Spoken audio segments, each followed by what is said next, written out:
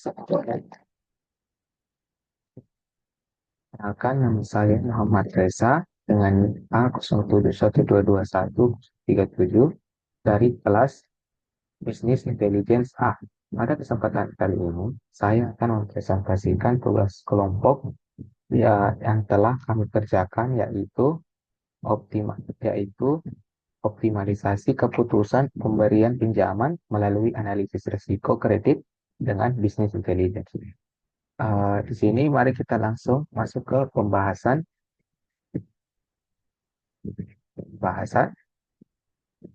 Di sini, risiko kredit adalah salah satu aspek penting yang harus dikelola oleh bank untuk menjaga kelangsungan operasional dan profitabilitas. Pendekatan tradisional dalam menilai risiko kredit seringkali tidak cukup efektif di era digital saat ini, di mana volume dan kompleksitas data semakin meningkat. Business intelligence menjadi solusi modern yang menggabungkan pengumpulan, pengolahan, dan analisis data untuk mendukung keputusan yang lebih akurat dan cepat. Melalui analisis prediktif yang menggunakan teknik machine learning, bank dapat memprediksi risiko gagal bayar dengan lebih baik sehingga meningkatkan akurasi penilaian risiko dan efisiensi operasional. Selanjutnya, apa itu business intelligence? Business intelligence adalah kumpulan proses teknologi, dan alat yang digunakan untuk mengubah data mentah menjadi informasi yang bermakna dan berguna untuk bagi tujuan bisnis. Business intelligence menggabungkan data dari berbagai sumber, melakukan analisis data yang kompleks, dan menyajikan informasi tersebut dalam format yang dapat dengan mudah dipahami dan dimengerti, seperti dashboard, laporan, dan juga grafik atau gambar atau visualisasi. Business intelligence memungkinkan pengambilan keputusan yang berbasis data dengan lebih cepat dan akurat, yang pada gilirannya kemudian dapat meningkatkan efisiensi dan daya saing organisasi. Menurut Ruth pada tahun 2009. Selanjutnya, risiko-risiko yang kredit dalam perbankan. Yang pertama itu menurut Alman dan Saunders pada tahun 1998. Risiko kredit adalah risiko kerugian yang timbul akibat kegagalan peminjam dalam memenuhi kewajiban keuangan, yang merupakan salah satu risiko utama bagi bank. Manajemen risiko kredit Manajemen risiko kredit yang efektif sangat penting untuk menjaga stabilitas keuangan dan reputasi dari bank tersebut. Kemudian yang kedua itu menurut Anderson pada tahun 2007. Cara tradisional, penilaian risiko kredit dilakukan melalui analisis laporan keuangan dan riwayat kredit. Namun, metode ini terbatas dalam menangani data besar dan juga kompleks. Penerapan bisnis intelligence ini memungkinkan bank untuk melakukan penilaian risiko yang lebih komprehensif dengan mempertimbangkan variabel tambahan seperti data perilaku nasabah, kondisi ekonomi makro, dan tren industri. Selanjutnya, yaitu pendekatan analisis prediktif dalam risiko kredit. Analisis prediktif adalah salah satu komponen utama dari bisnis intelligence yang digunakan untuk memprediksi kejadian di masa depan berdasarkan data historis dan juga tren yang ada sekarang ini. Dalam konteks risiko kredit, analisis prediktif melibatkan penggunaan algoritma, machine learning, dan juga teknik statistik untuk memodelkan probabilitas kegagalan pembayaran oleh peminjam. Kemudian, ada beberapa model prediktif yang umum digunakan dalam analisis risiko kredit. Yang pertama yaitu regresi logistik, yang kedua yaitu decision trees, ketiga yaitu random forest, yang keempat yaitu support vector machines atau SVM, dan yang terakhir yaitu neural networks. Selanjutnya yaitu implementasi bisnis intelligence dalam risiko kredit. Implementasi bisnis intelligence dalam risiko kredit melibatkan beberapa tahapan yang penting, yaitu yang pertama pengumpulan data, yang kedua pemrosesan data, yang ketiga analisis data, yang keempat dan terakhir yaitu visualisasi hasil. Contoh implementasi bisnis intelligence dalam risiko kredit dapat ditemukan pada sistem scoring, di mana nasabah diberi skor berdasarkan prediksi kemampuan mereka untuk membayar pinjaman. Skor ini kemudian digunakan sebagai dasar untuk menentukan persetujuan pinjaman, tingkat suku bunga, dan juga batasan kredit. Selanjutnya yaitu studi kasus dan penelitian terdahulu. Yang pertama, menurut Thomas et al. Pada tahun 2002, menunjukkan bahwa penggunaan model machine learning dapat meningkatkan akurasi prediksi risiko kredit hingga mencapai 20% dibandingkan metode tradisional. Yang kedua, yaitu menurut Handani et al. Pada tahun 2010 bahwa menemukan bahwa integrasi data transaksi dan perilaku dengan model bisnis intelligence dapat memberikan wawasan tambahan yang signifikan dalam penilaian risiko kredit. Yang ketiga, menurut JP Morgan Chase bahwa menggunakan model bisnis intelligence untuk mengidentifikasi nasabah yang berisiko tinggi mengalami gagal bayar berdasarkan analisis transaksi kartu kredit, kemudian riwayat pembayaran dan variabel ekonomi lainnya. Hasilnya, mereka dapat mengurangi tingkat NPL dan meningkatkan profitabilitas pinjaman. Menurut JP Morgan Annual Report pada tahun 2022. Selanjutnya yaitu tantangan dalam implementasi bisnis intelligence untuk risiko kredit. Ada beberapa tantangan dalam implementasi bisnis intelligence ini untuk risiko kredit. Yang pertama yaitu kualitas data yang buruk. Kemudian yang kedua, kebutuhan akan infrastruktur teknologi yang memadai dan biaya implementasi yang tinggi. Kemudian yang ketiga yaitu tantangan regulasi. Adapun solusi dari tantangan tersebut yang dapat diberikan yaitu untuk mengatasi tantangan ini, bank perlu mengadopsi pendekatan komprehensif seperti strategi data yang kuat, pemilihan teknologi yang tepat, serta pelatihan sumber daya manusia atau SDM. Penggunaan cloud computing dan big data dapat meningkatkan fleksibilitas dan skalabilitas implementasi bisnis intelligence dalam manajemen risiko kredit. Kemudian selanjutnya yaitu manfaat penerapan bisnis intelligence dalam risiko kredit. Penerapan bisnis intelligence dalam risiko kredit memberikan manfaat signifikan seperti peningkatan akurasi prediksi, efisiensi operasional, dan juga pengambilan keputusan yang proaktif. Bisnis intelligence mengurangi ketergantungan pada metode manual, meningkatkan transparansi, serta memungkinkan penawaran kredit berdasarkan profil risiko nasabah.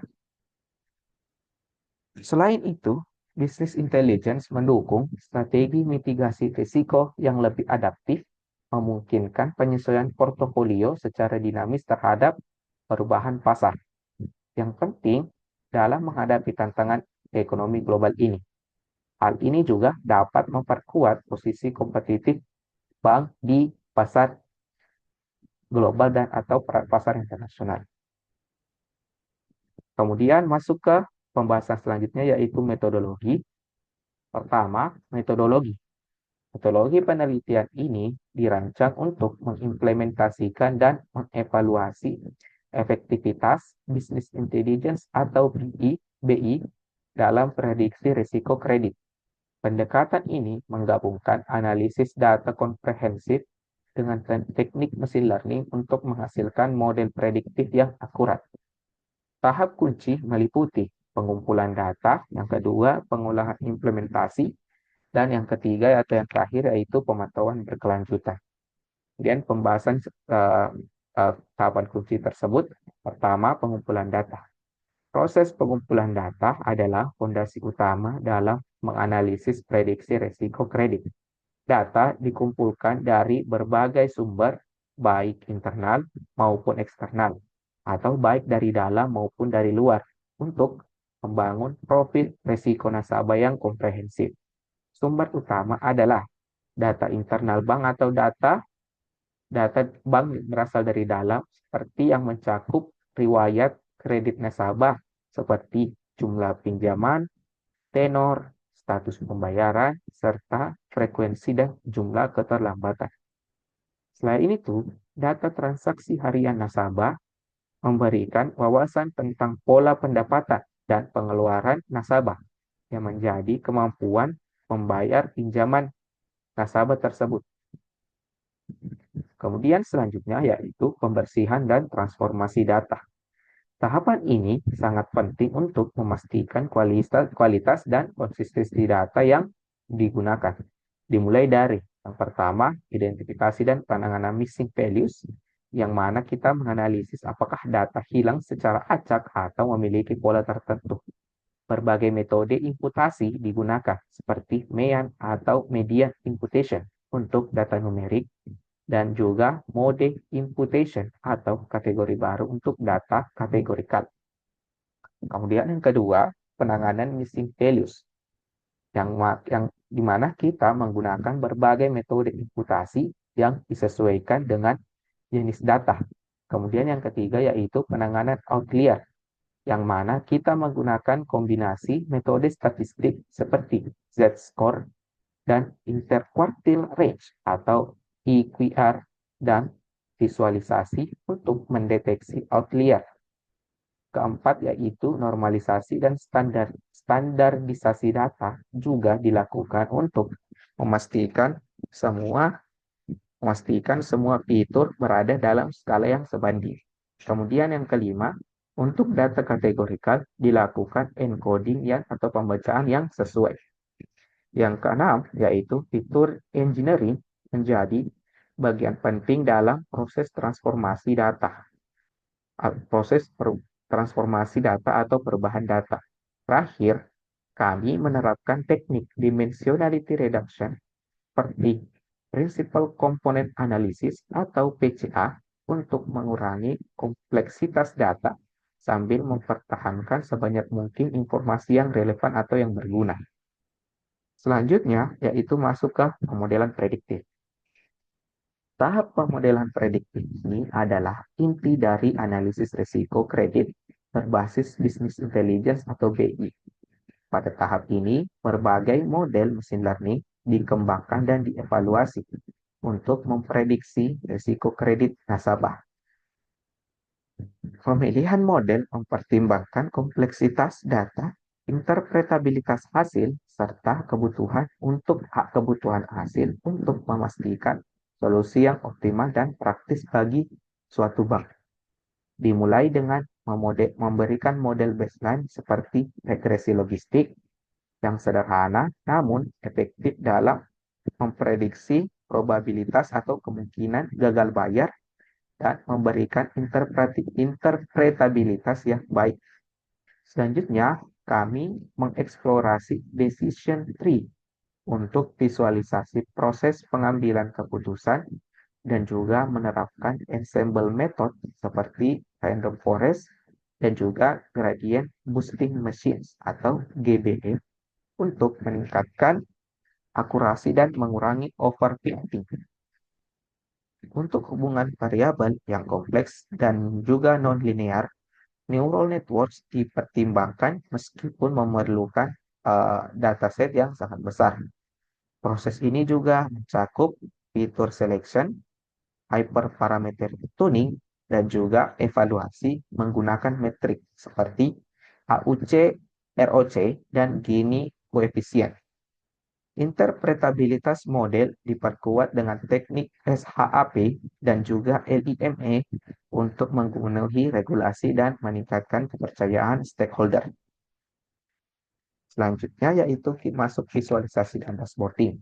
Tahap visualisasi dan dashboarding ini bertujuan untuk menyajikan hasil analisis risiko kredit dalam format yang mudah dipahami oleh pengambil keputusan.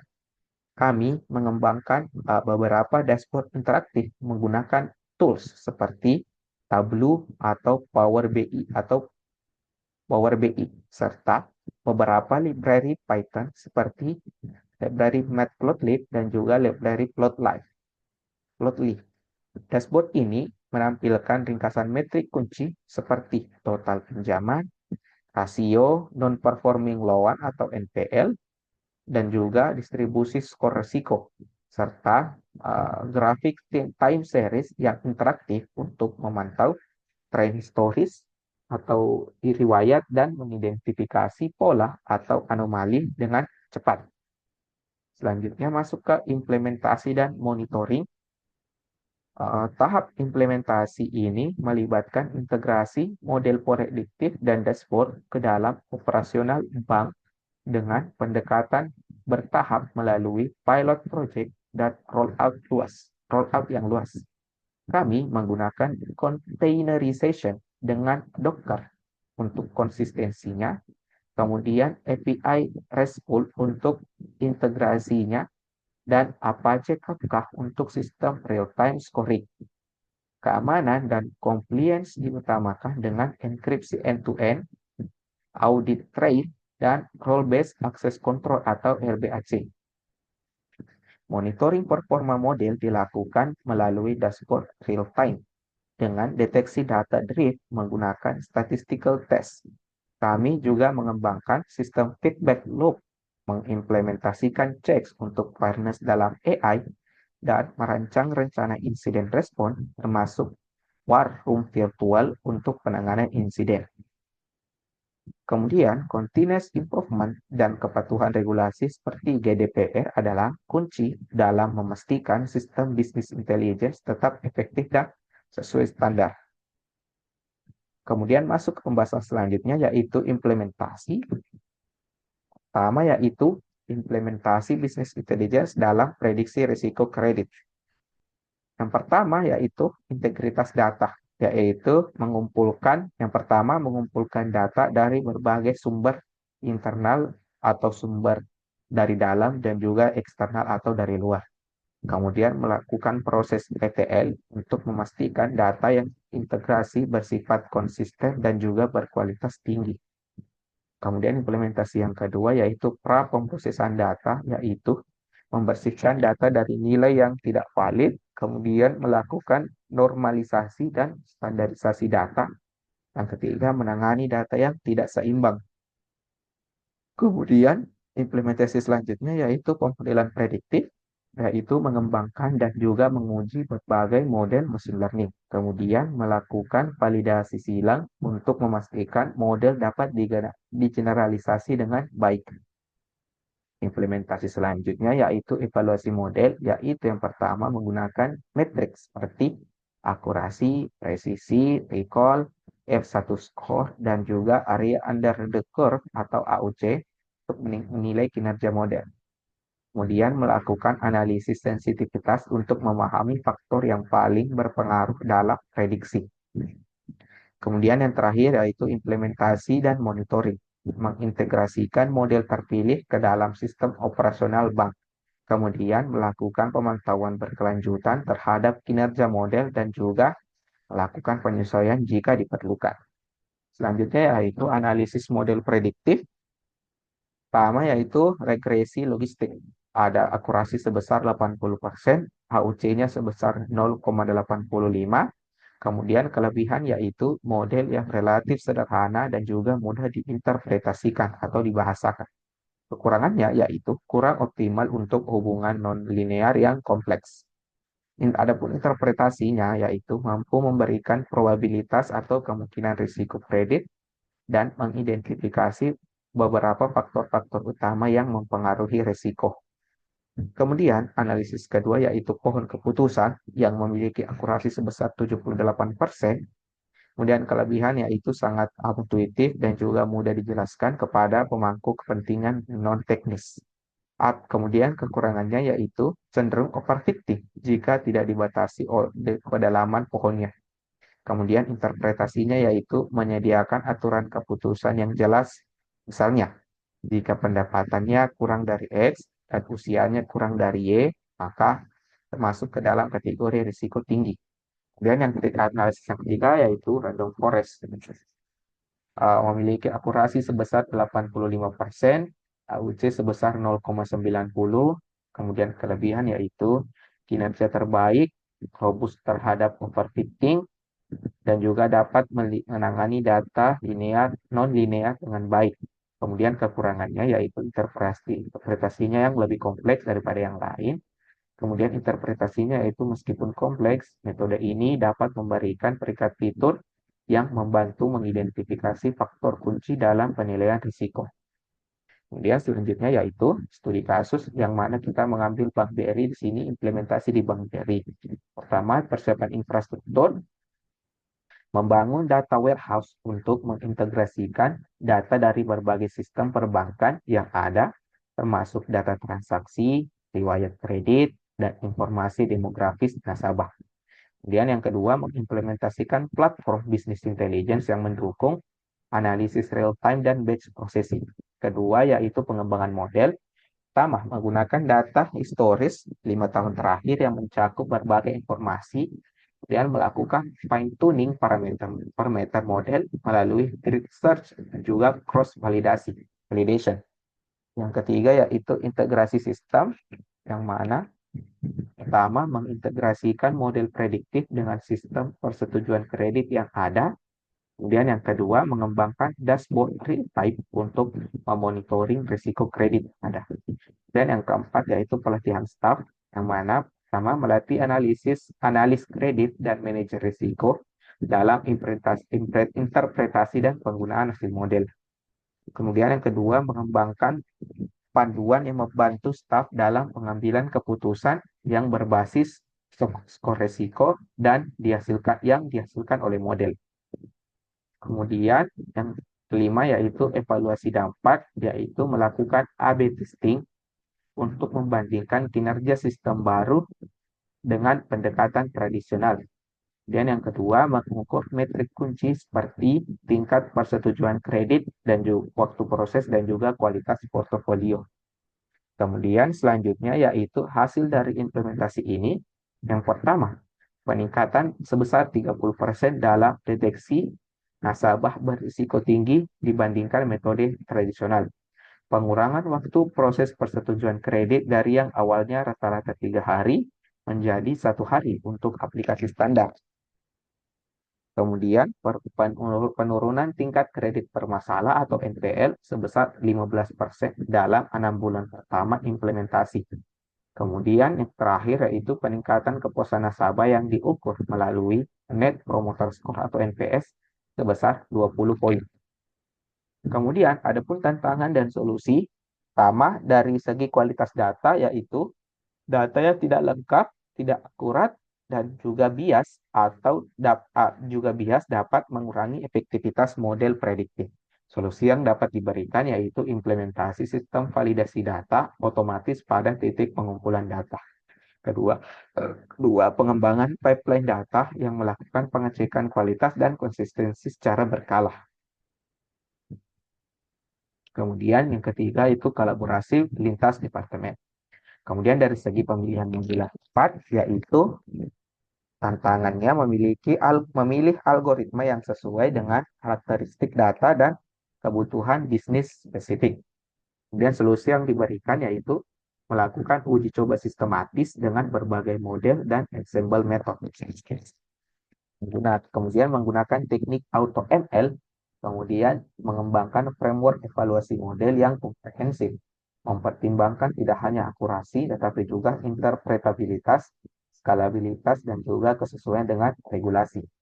Selanjutnya yaitu dari segi integrasi sistem, yaitu mengintegrasikan solusi business intelligence dengan sistem perbankan legacy yang kompleks. Solusinya yaitu mengadopsi arsitektur microservice, mengimplementasikan API layer untuk memfasilitasi komunikasi antar sistem, melakukan migrasi bertahap, dimulai dengan proof konsep pada segmen kecil sebelum rollout penuh.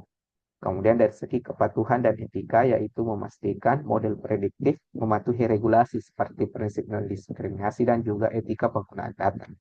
Solusinya yaitu melibatkan tim legal dan compliance sejak awal proses pengembangan, mengimplementasikan teknik explainable AI untuk meningkatkan transparansi keputusan model, Kemudian melakukan audit berkala terhadap model untuk mendeteksi bias dan memastikan fairness. Dari segi manajemen perubahan, yaitu resistensi terhadap perubahan proses kerja dan adopsi teknologi baru. Sini solusinya mengembangkan program change management yang komprehensif, bukan pelatihan intensif, dan menyediakan dukungan berkelanjutan, kemudian mengkomunikasikan manfaat dan sukses story secara regular untuk meningkatkan buy-in. Kemudian dari segi skalabilitas dan performa, yaitu memastikan sistem dapat menangani volume data yang besar dan memberikan insight real time.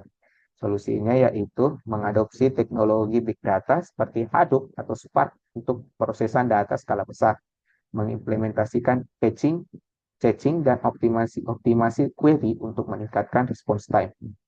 Kemudian menggunakan cloud computing untuk skalabilitas dan fleksibilitas infrastruktur. Kemudian selanjutnya mari kita masuk ke logbook atau dokumentasi pembuatan laporan. Di sini pada tanggal pertama itu kegiatan pada tanggal 2 September, yaitu penentuan judul proposal, kemudian kemajuan proyek, kemudian ada beberapa ide judul yang terlalu luas, jadi tim melakukan voting proposal. Kemudian hasilnya judul dipilih berdasarkan voting mayoritas tim, dan yang terlibat itu seluruh anggota kelompok, kemudian menggunakan jurnal referensi dan diskusi tim. Selanjutnya minggu kedua yaitu pada tanggal 9 September, yaitu pembuatan bagian pendahuluan, kemudian kesulitan merumuskan masalah dan mendapatkan data terbaru tentang penerapan bisnis intelligence. Tim melakukan brainstorming dan teknik advice dan memanfaatkan data sekunder dari laporan tahunan Bank BRI. Kemudian fokus pada masalah risiko kredit di sektor perbankan Indonesia dan tim memutuskan menggunakan studi kasus dari Bank BRI. Kemudian yang terlibat itu adalah Nur Fadila, Reza, saya sendiri, Pausan Bayhaki, dan Surya. Adapun referensi akademiknya itu laporan tahunan perbankan, laporan tahunan Bank BRI, dan sumber publikasi perbankan. Kemudian kegiatan ketiga yaitu pada tanggal 16 September, yaitu pembuatan bagian metodologi. Kemudian sulit menyederhanakan penjelasan masalah yang didapatkan, yaitu sulit menyederhanakan penjelasan tentang machine learning dalam metodologi dan data yang terbatas terkait implementasi bisnis intelligence. Tim melakukan riset tambahan untuk mencari konsep machine learning dan memanfaatkan data sekunder dari laporan tahunan. Kemudian keputusannya itu tim sepakat untuk menggunakan pendekatan ensemble method dalam model prediktif dan menyusun bagian implementasi berdasarkan data dari Bank BRI. Adapun anggota teman yang terlibat yaitu Andi Alisha, Sakina, Farah, dan Fausan Bakhtiar. Penggunaan sumber daya yaitu artikel machine learning dari sumber online, jurnal teknis, dan juga laporan tahunan Bank BRI. Kemudian yang kegiatan terakhir yaitu pada tanggal 23 September, yang mana pembuatan kesimpulan, rekomendasi, dan juga pembuatan PPT presentasi.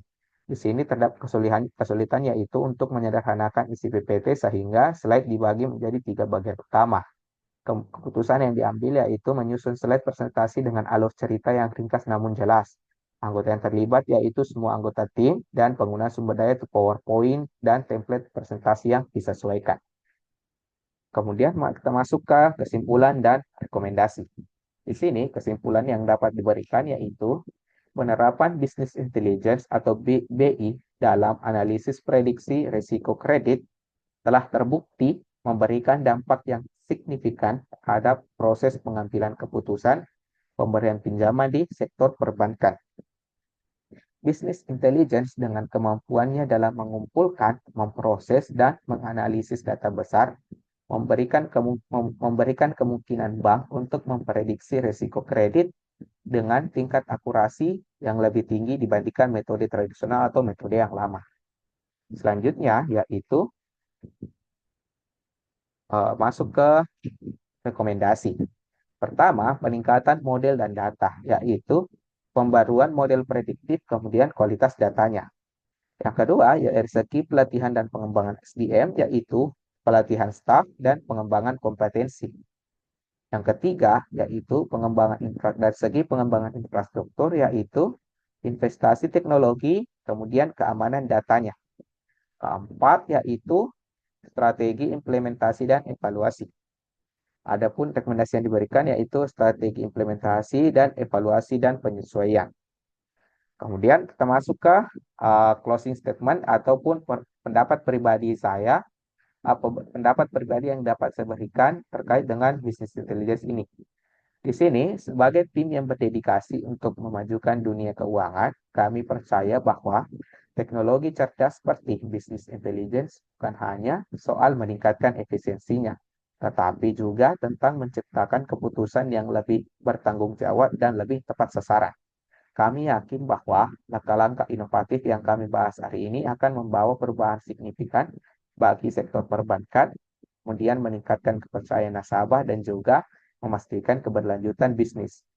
Dengan kolaborasi yang kuat dan visi yang jelas, mari kita bersama-sama menghadapi tantangan ini dan menciptakan masa depan yang lebih cerah bagi institusi keuangan kita. Terima kasih atas perhatian dan dukungan Anda. Nah, sekian yang dapat saya berikan, kurang lebihnya mohon dimaafkan. Terima kasih dan Assalamualaikum warahmatullahi wabarakatuh. Dan saya Muhammad Reza pamit undur diri.